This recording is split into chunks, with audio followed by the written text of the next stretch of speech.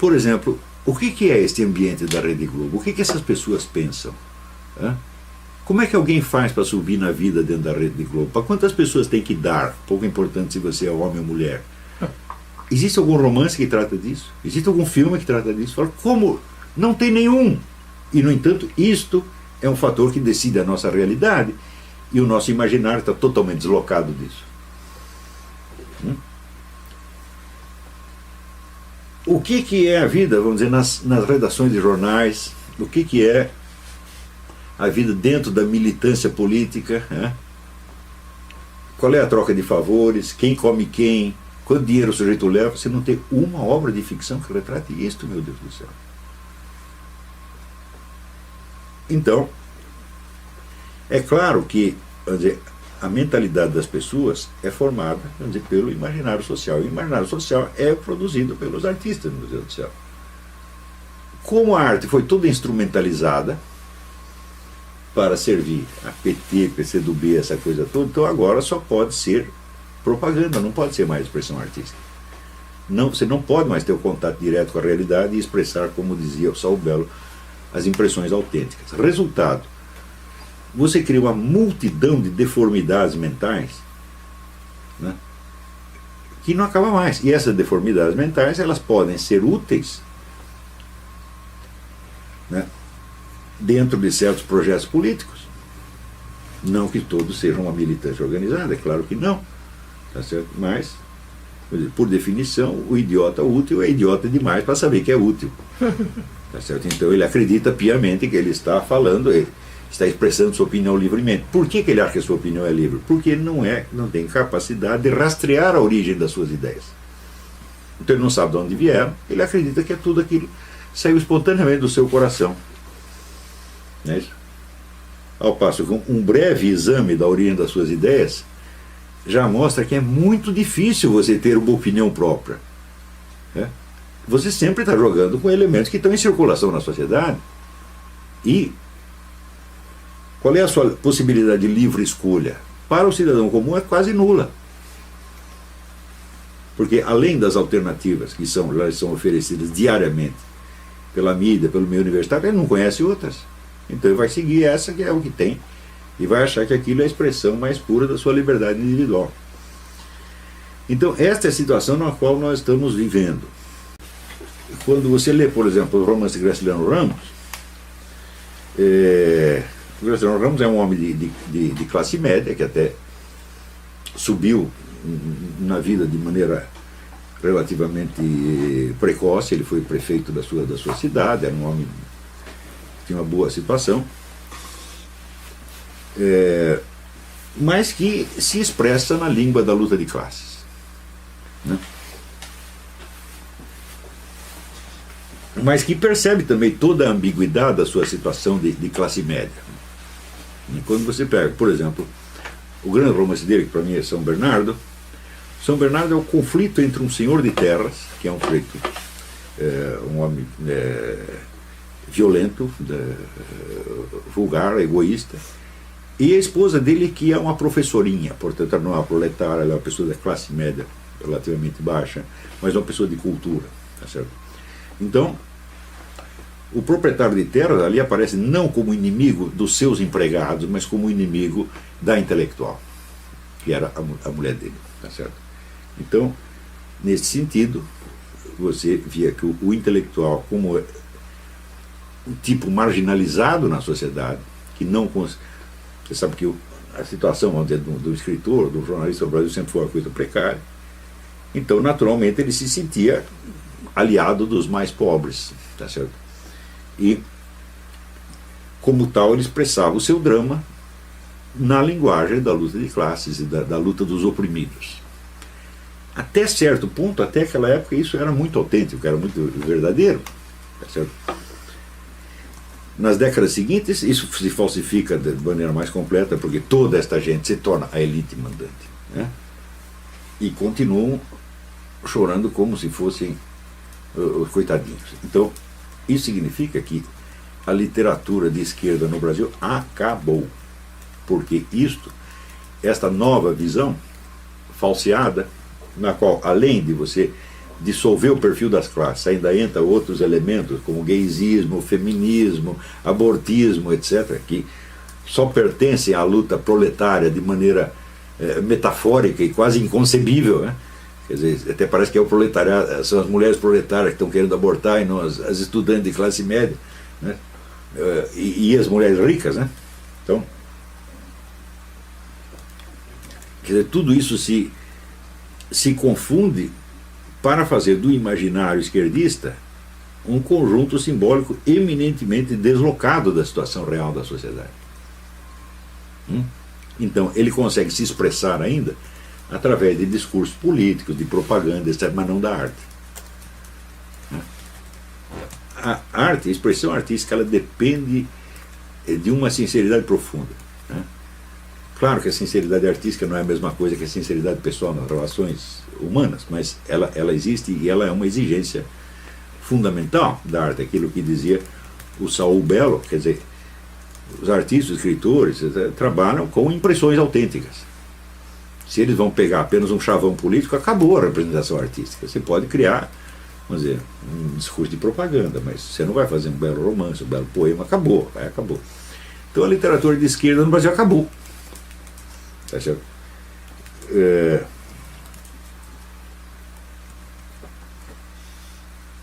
Eu acho que a sua última expressão, mais ou menos legítima, foi o romance do Ledo Ivo, que chama A Morte do Brasil, que é dos anos 80, mas o Ledo Ivo, quando escreveu isso, já era muito velho, então ele é um homem da década de 60 ainda, né?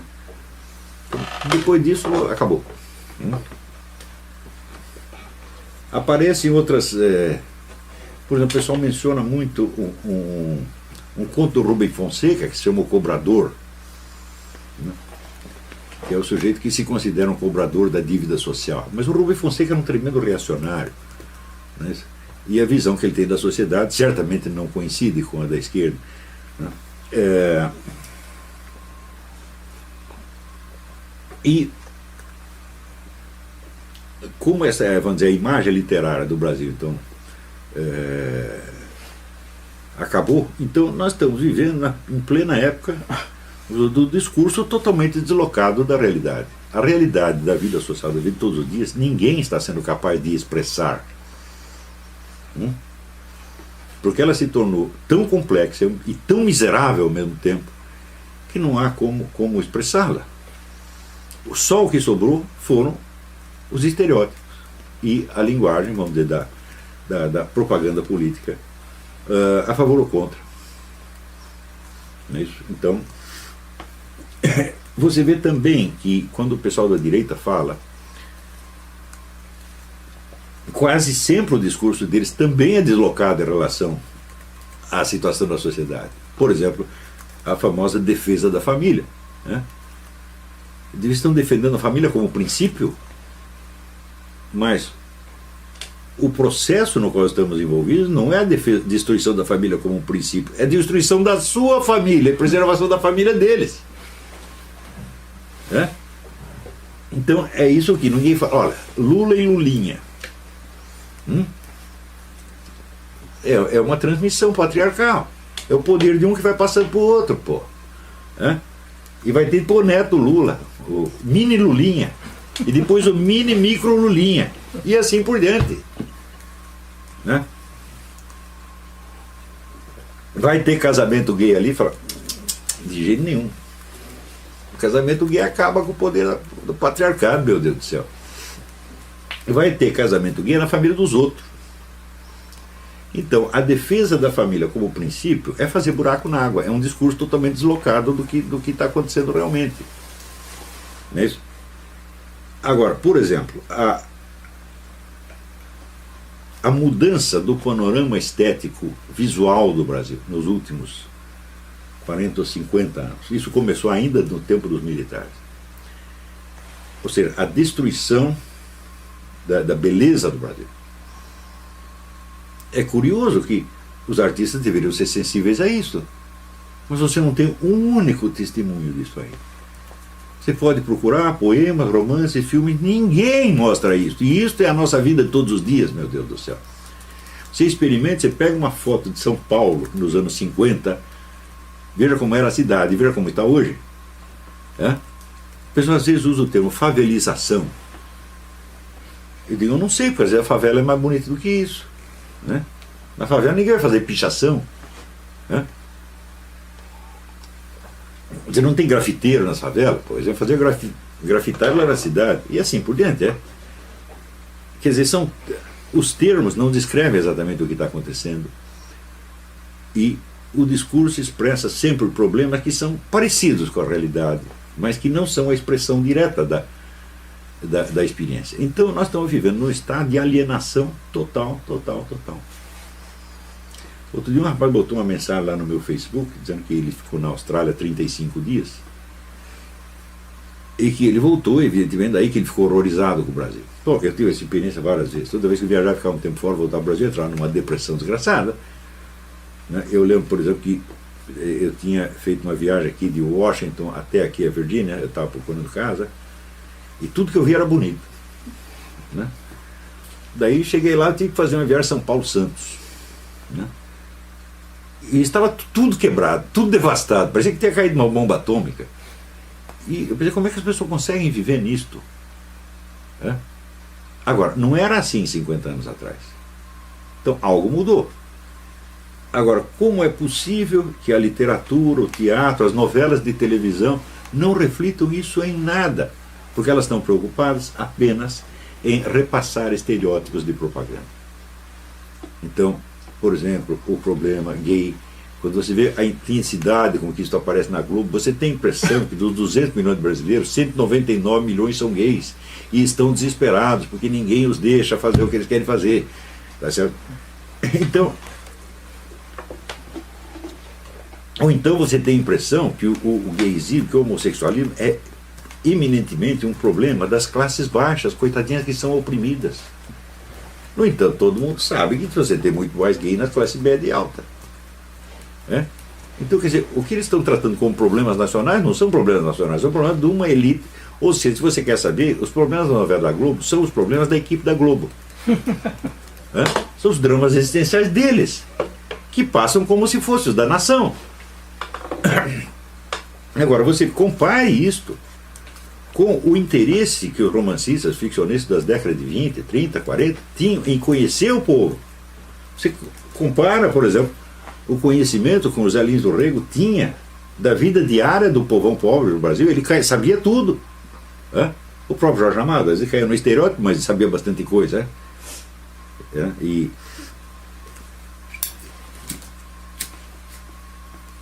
muito do que tem na obra dele é descrição autêntica, é expressão autêntica da vida nacional. O Graciliano Ramos e outros tantos. E hoje, se você por um momento você toca numa situação real, você causa escândalo. Porque o imaginário das classes falantes, e sobretudo da classe artística, não está preparado para isso. Ele está preparado para expressar o seu drama, os seus interesses, os seus desejos. Vocês lembram aquela cena do filme Tropa de Elite, em que eles estão na sala de aula e aquele estudante que é um soldado também, ele diz: o que vocês estão falando de narcotráfico? São vocês que alimentam o narcotráfico, vocês consomem a droga, vocês têm o dinheiro, vocês vão lá comprar droga. Se não fosse vocês, não existia isso. Isto é ou não é uma realidade? Isto é uma realidade. No entanto, todo mundo ficou bravo com a cena. Então isso quer dizer que você expressar a realidade da vida no Brasil se tornou proibido. Então é por isso que acabou a arte, meu Deus do céu. Ela só acerta quando se engana, como foi o caso do filme Tropa de Elite. O cara cometeu um erro e tem uma cena real. Também o cara que fez o Cidade de Deus, o que é? O garoto está num meio urbano totalmente corrompido, violento, sob o domínio do banditismo e tal. E aonde que ele vai encontrar abrigo? Ele volta para o interior, onde só tem aquelas velhinhas rezando.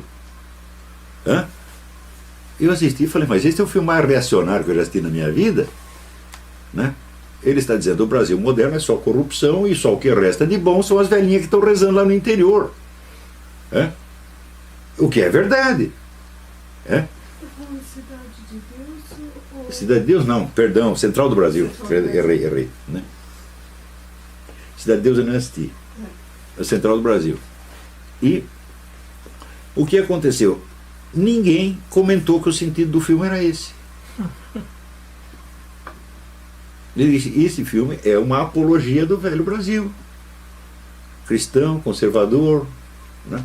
Até rotineiro, tá certo? Onde as pessoas têm segurança, onde ninguém quer matar você. Né? E eu não vi um comentário nesse sentido. Quer dizer, o indivíduo real, ele expressou uma realidade, isso existe mesmo. Nós sabemos que as coisas são assim, se é que este Brasil do interior ainda existe. Ele existia quando o cara fez o filme 20 anos atrás. Né? Hoje eu não sei como é que está. Eles são militantes treinados. É verdade. Tá entendendo? A barra está muito pesada, viu? Está pesadíssima. Nós estamos, quer dizer, eles já exercem o controle da opinião. E ainda não estão contentes. Ainda fazem. Por exemplo, eles brincam, eles fazem de conta, por exemplo, que a família Marinho manda na Rede Globo. Não manda nada. Pois eu vou lhe contar um exemplo de um milico que durante o regime militar, não é agora, né? Descobriu lá 18 agentes comunistas num jornal do Rio Grande do Sul, não vou dizer qual jornal que era. Chamou o diretor e disse, olha, tem aqui 18 comunistas, não é que esses caras que são comunistas só convicção, não, são agentes mesmo, estão lá. E daí o cara, vou demitir, etc, etc. Não demitiu coisa nenhuma. Passa um tempo, o oficial perguntou, o que é que o senhor fez? Diz, eu não posso fazer nada.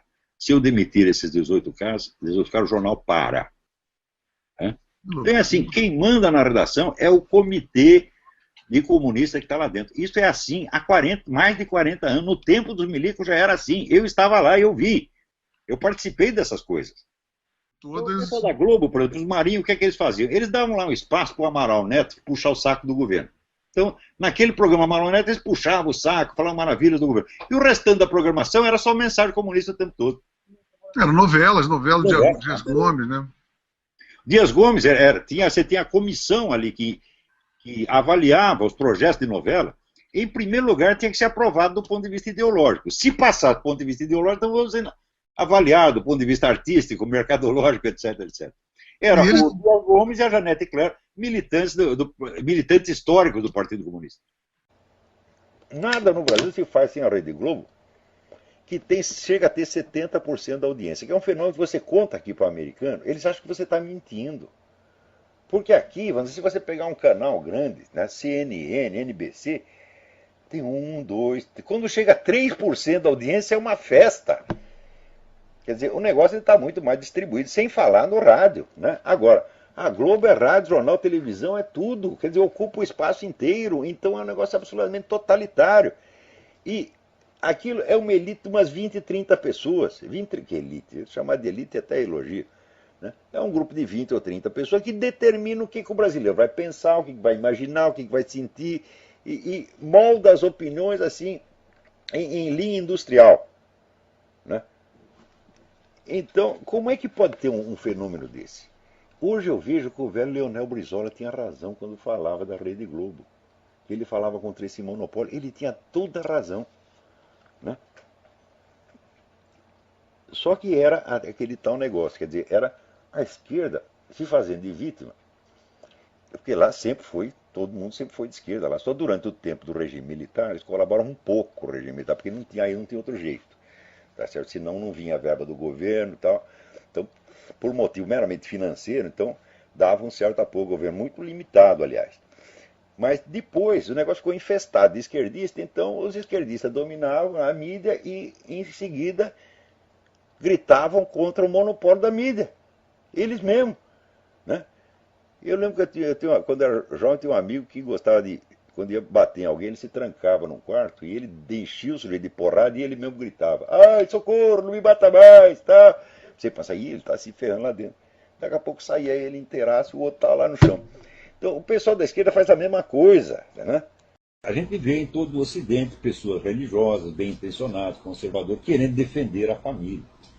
Então faz lá um belo discurso em favor da família e contra a destruição da família, etc, etc. Mas peraí. Será que esse pessoal revolucionário está mesmo destruindo a família? Note bem. Então, primeiro, esses grandes grupos globalistas que dão dinheiro a rodo para os movimentos esquerdistas, todos eles se constituem de famílias dinásticas. que continuam rigorosamente, patriarcalmente ao longo dos séculos. Vê se os Rockefeller querem dissolver a sua família. Ah, nós vamos tentar aqui novas modalidades de organização familiar, vamos chamar aqui um monte de gay, tá certo?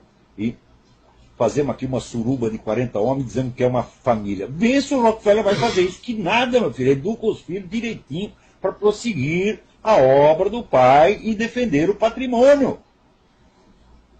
Se você pegar lá no grupo Bilderberg, com exceção daqueles que são eclesiásticos, católicos, que tem lá também, tá certo? Todos são patriarcas de famílias dinásticas, que jamais permitirão que suas famílias sejam dissolvidas por sexo livre, por gaysismo ou pelo que quer que seja. Mais ainda, gente, eu estava falando agora mesmo da elite comunista, né, que continua no poder, né, na Tchecoslováquia, na Polônia, na Romênia, na Hungria, em todo o leste europeu, né? Apesar da democracia, eles continuam mandando. O sistema é estritamente dinástico, meu filho. Quando o pai fica velho demais, bota o filho no lugar. Então isso quer dizer que essa putada comunista fica com essa conversa de não, vamos destruir a família burguesa porque é opressiva, etc, etc. Mas eles conservam a sua própria família porque sabem que isso é a base da possibilidade da ação histórica, meu filho. É? Se a família se dissolve a cada geração, não é possível ação de longo prazo. Todas as suas ações ficam limitadas ao prazo da sua vida. Tá certo? E tudo que você construiu se perde na geração seguinte. Então isso quer dizer o seguinte, a continuidade da família é um elemento essencial do poder. E quando eles dizem que é para destruir a família, é para destruir a sua família, seu trouxa. A deles não, porra. Então isso quer dizer, isso não é um ideal que eles tenham. Isso é uma conversa mole que inventaram para enganar trouxa. Note bem, que em Roma, já a nobreza romana já sabia disso. Então, dentro da nobreza, vigorava o mais estrito e hierárquico patriarcalismo. O pai tinha tanta autoridade que ele podia mandar matar um filho. Se o filho fosse desleal, podia mandar matar. E não tinha problema nenhum. Agora, os escravos, não era permitido que os escravos casassem e constituíssem família, meu filho. A procriação era feita em gigantescas surubas. Reunia um monte de homem e mulher num negócio do tamanho do estádio do Maracanã e todo mundo comia todo mundo, tá entendendo? E daí ninguém sabia quem era filho de quem. E assim foi durante séculos. Pô. Foi a influência da igreja que conquistou para os escravos o direito de casar. E a partir do momento que podia casar, então naturalmente podia legar sua propriedade aos filhos. Então quer dizer, a família sustentava a propriedade e não ao contrário, como dizia essa besta do Karl Marx. Os escravos primeiro adquiriram o direito de casar, né? E depois, em função do casamento, também o direito de legar, ainda que fosse um pouquinho, uma terra pequenininha, né? Ou um arado, um boi, uma vaca, um bode, um carneiro, né? Um cachorro, legar para o filho. Então, aí começaram a ter algum poder, começaram a ter direito de voz e voto, que fez, então, vamos dizer, do campesinato medieval, uma força política tremenda, capaz de aterrorizar. Às vezes, quando o campesinato se revoltava, toda a nobreza ficava aterrorizada. Tem até um filme muito interessante que chama O Tirano da Aldeia, Michel Kohlhaas.